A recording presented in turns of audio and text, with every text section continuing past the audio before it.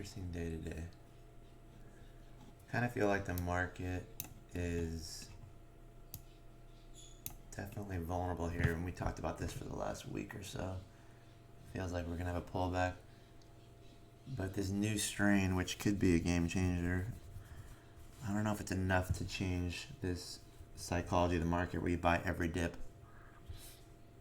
I guess there's still a few questions to be answered, whether the new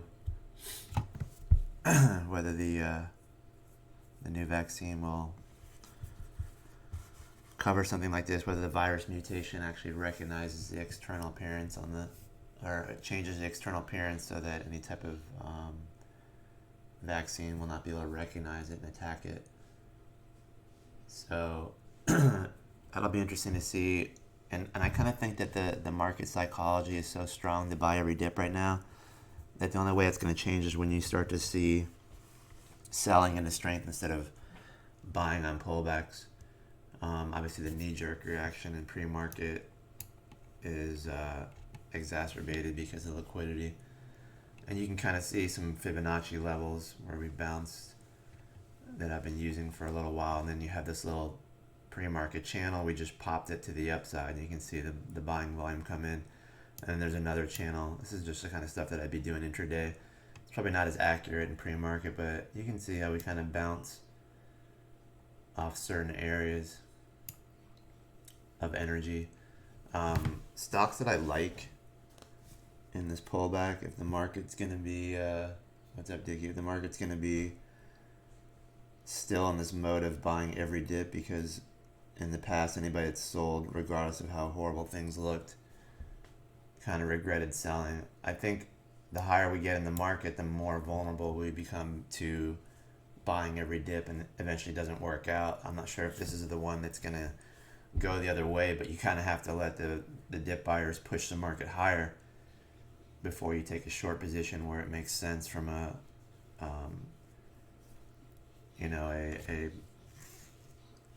good ratio of risk to reward. And I don't know that we're there yet. Maybe somewhere above 365 it makes sense where you can put a stop in.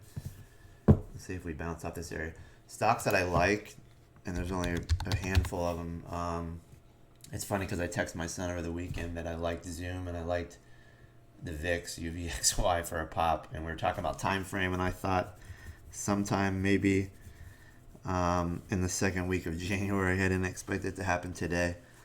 So we were talking about bullish option plays on Zoom with the potential to get into the 440s, and now we're seeing a spike on Zoom. Zoom might actually get sold into this temporarily and then kind of curl back up again later, because people that got trapped in Zoom after the vaccine news, even though the Zoom 1 year looks like it's trying to bottom out here, it actually was bottoming out even before this news. So we've created a little bit of a wedge pattern in Zoom here.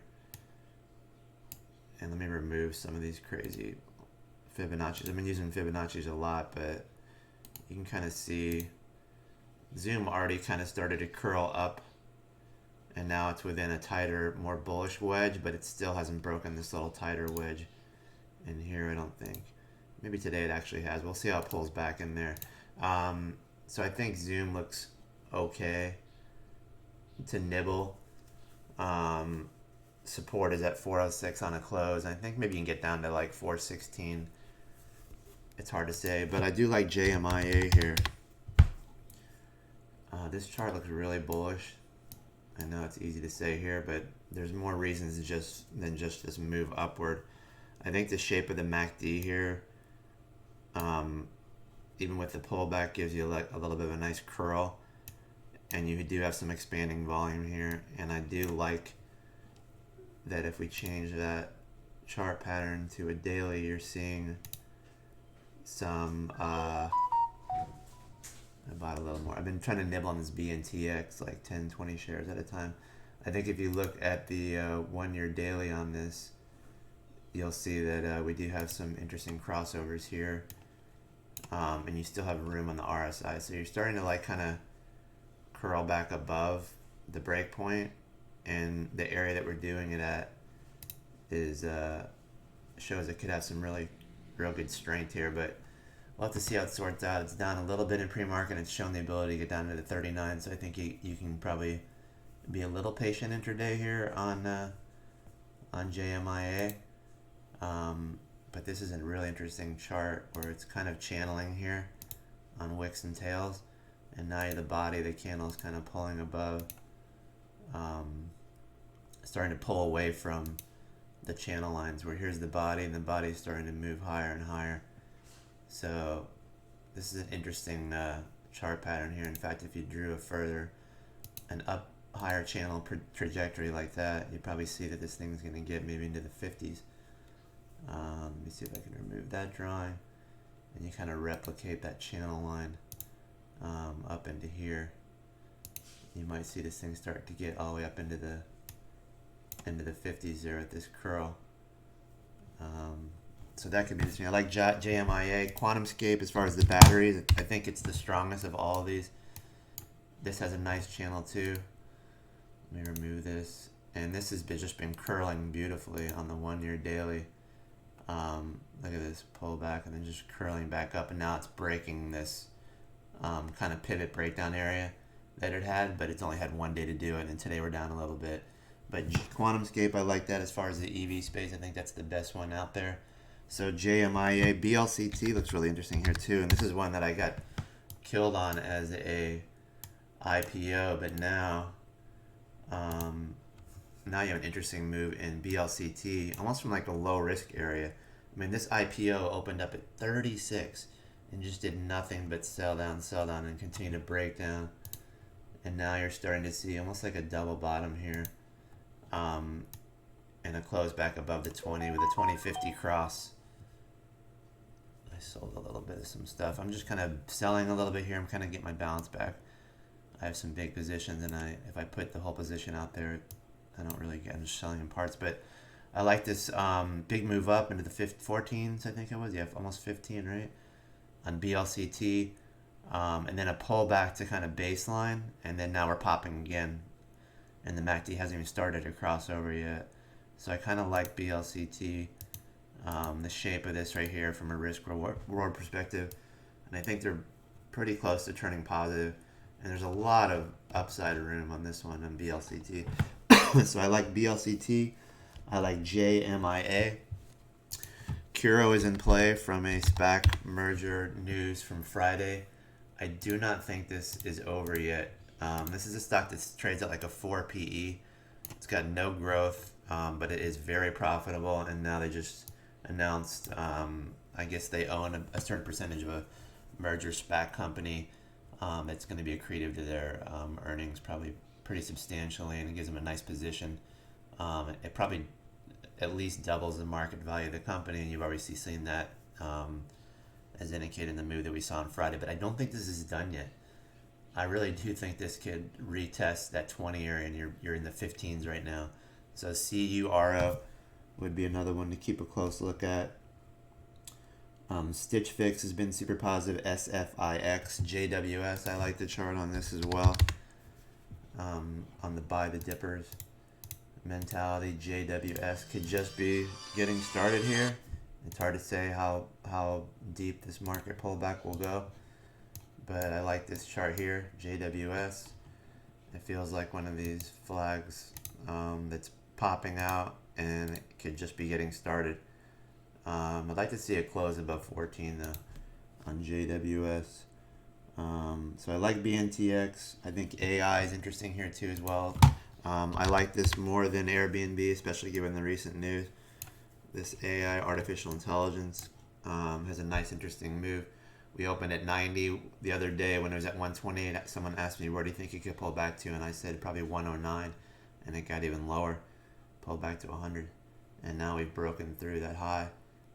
Expect a lot of chop and volatility though, as traders that owned it from an earlier area that feel like they have gotten quite a bit of money here and the market's sketchy, they're going to probably get out. So those are ones that I like right now. I haven't really looked at the morning news, see what stocks are in play. I think Nike's popped. A couple of these crazy ones like SCPS. I wonder if those could bounce today. Usually when a stock has been down like multiple days in a row, on a day with bad news, the shorts will say, okay, this is the best I'm going to get in the short term. I'm not saying that this is one of them, SCPS, but look for maybe some type of reversal today in SCPS. How low did this get? Into the 14s and then all the way down into the single digits. This was an IPO too, I believe, from 5 to 47 in one day, literally. So SCPS could be in play today. Not because of the fundamentals, not because this thing hasn't been totally destroyed technically, but because people remember these price points. And when you start getting back down into the 16s, 17s, and 18s, you might see an intraday reversal. I don't know what the 1 minute chart looks like on SCPS today. Let's see what the SCPS chart looks like, and then I'll go back to SPY. I want to take a look at SPY. Not a lot of volume here, obviously. There's a big gap in some of these price points, so I'll have to see how these open up. I don't really like to trade the open so much in the market, so I'll kind of wait to see some shape changes on different things. So I kind of like Zoom on weakness. I don't want to chase it here at all. I think I can get some in the 416s and maybe even lower. Closing support 406. I think CURO is in play and has another move to it. I've talked about IZEA, but I think there's still some overhead supply that needs to get out of the way before this can really start moving. As far as a penny speculation, this one I kind of like. I like the action on the volume and the 1 year deal. I think it can channel and get back into the 120s, but we'll have to see on IZEA. We're above the 20 and the 50, and we do have a 20-50 cross. It just has to stay above 98 cents on the close on IZEA. But yeah, CURO is still in play, I think, and BNTX I like on weakness. We talked about that the other day. Amazon's pushing up. I like to chart the 1 year on Amazon daily, and I think that Amazon, and we talked about this a week ago or so, that Amazon could benefit from any type of resurgence in the virus. Kind of like a double-edged sword, I guess. People are not going to go into a mall. A lot of buying online, but people are going to have less money if they don't have freaking jobs here. But this was the chart I was looking at, and then we did have a bullish break of the wedge. We're back testing that channel on Amazon, and we're popping from the back test tail there. You can see if we pull this down. So I do still like, although the volume was pretty heavy on Friday on the sell side, that could be good, that could be bad, could clear some overhead resistance, and it'll be interesting to see if we can pull back and close above 3,249 is the area I'm looking for to close above to continue this move, and then I think 3,300 is in play for sure. So those are the ones I'm looking at today. Let's go back to SPY really quick, and then I usually don't trade the opening unless there's like a bracket trade that I want to do. Let me clear the drawing set on here and see how SPY looks. Actually, you know what? Let's look intraday here and see how we're looking at the 1 minute opening here for kind of holding that little channel area that I drew. So if the dippers are coming in to buy, the first area of resistance in my opinion on SPY is 364.60, 36460, and then 366 if you're looking to short the market and play it from the opposite end of what everybody else is doing, buying the dip at 359. Seems like everybody was buying this dip, and then we kind of moved up, and then we broke through this little channel line in here, and now we're holding kind of the yellow channel line. So we'll see how that goes. 364.60 is your first area of resistance, then 366 on SPY. Then we're going to kind of look and see. Seems like BABA can't get out of its way. BABA. I think that hold the 200-day moving average. But BNTX, I've been buying. I think that has more to go. And let's close up with that chart. I love the chart on BNTX here, actually, and not just because of the news. They're the one that collaborated, the German biotech company, BioNTech. This is like a mom and pop company. That's the two owners, husband and wife, are super smart, and they're the ones that actually did the DNA coding, I believe, on this new type of way we're going to address vaccines and collaborating with Pfizer. Just even if this news didn't come out, I like this company. You can see the touch points here, 1, 2, 3, 4. Not only does the touch point line up on the longer term lower trend line, but it also lines up with a pivot break pullback area right along the 50-day moving average. So BNTX, even without this news, we told you they'd be buying this under 103, and every time it got under 103 or close to it, it popped. So keep an eye on that one as well. So those are the ones I'm looking at. I still think CURO is in play. I like QS on weakness, and we'll see how it goes, and I'll be back later.